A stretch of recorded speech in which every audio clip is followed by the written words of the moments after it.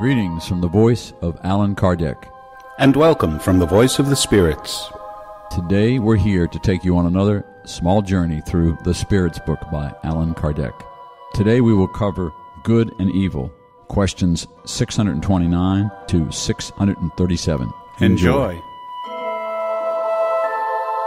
Question 629. What definition may be given to morality? Morality is the rule of good conduct. In other words, it is the ability to distinguish between good and evil. It is founded on the observance of God's law. Humans behave correctly when they do everything for the good of all, for then they obey God's law. Question 630. How can we distinguish between good and evil?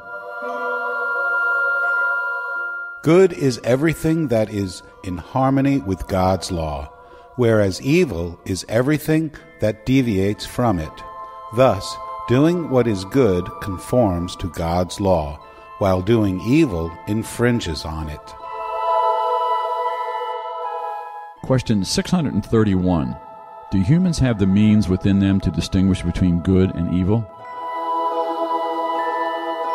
Yes, when they believe in God and desire to know God, who has given them intelligence to discern one from the other. Question 632. Since humans are prone to error, couldn't they be mistaken in discerning good from evil and believe that they are doing what is good, when in reality they are doing what is evil? Jesus said, "Do unto others what you would want them to do unto you." That sums up everything. Obey it, and you will never go wrong. Question 633. The rule of good and evil, which may be called the rule of reciprocity or solidarity, does not apply to individuals' own conduct regarding themselves. Can they find a rule and a safe guide for such conduct in natural law? When you eat too much, it harms you. Well then, that is God letting you know how much you really need, and when you exceed it, you are punished. The same applies to everything else.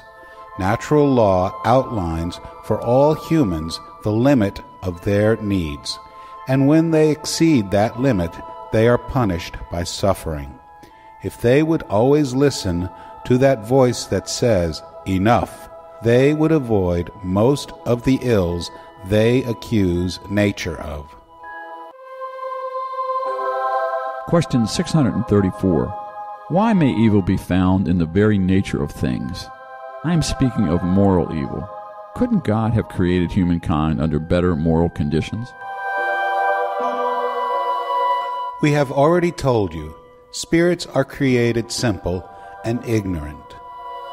God leaves men and women to choose their own path, and it is worse for them if they take the evil one. Their pilgrimage will be all the longer. If there were no mountains, humans would not understand that they can ascend and descend. If there were no rocks, they would not understand that there are hard objects. The spirit must acquire experience, and to do so, it must know good and evil. That is why there is a union of spirit and body. Refer to questions number 115 and 119. Question 635. The different social positions create needs that are not the same for everyone. Is natural law therefore not a uniform rule for everyone? Such different positions exist in nature itself and are in accord with the law of progress. But this fact does not invalidate the unity of natural law, which applies to everything. Author's remarks for question 635. The conditions of a person's existence change according to time and place. Hence, the different needs and social positions corresponding to such needs. Since this diversity is in the very order of things, it conforms to God's law, which nonetheless continues to be one in principle. It thus falls to reason to distinguish between real needs and fictitious or conventional needs. Question 636. Are good and evil absolute for everybody? God's law is the same for everybody, but evil especially depends on the willingness one has for doing it.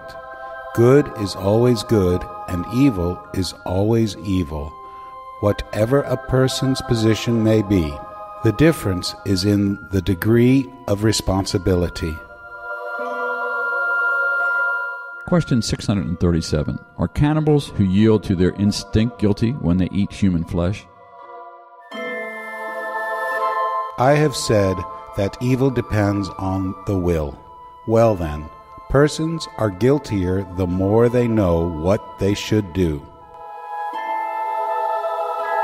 Author's remarks for question 637. Circumstances give good and evil a relative seriousness. People frequently commit wrongs that are nonetheless reprehensible even if they result from the social position in which society has placed them. However, their responsibility depends on the means at their disposal for comprehending good and evil. Thus, the enlightened person who commits a simple injustice is guiltier in God's sight than the primitive who obeys his or her natural instincts.